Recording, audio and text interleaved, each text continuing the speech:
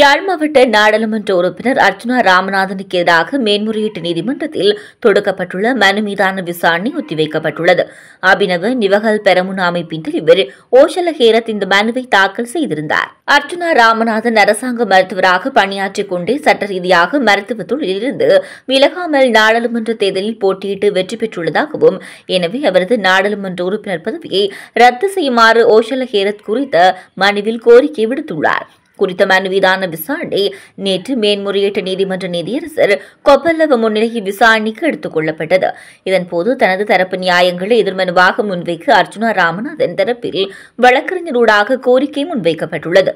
எனினும் தற்போதைக்கு வழக்கு விசாரணைக்கான நீதிபதிகள் அமர்வு பெயரிடப்படாத நிலையில் அடுத்த தவணையில் அதனை முன்வைக்குமாறு அறிவுறுத்திய நீதியரசர் கொப்பல்லவ வழக்கின் விசாரணை எதிர்வரும் 31ஆம் தேதிக்கு ஒத்திவைத்துள்ளார்.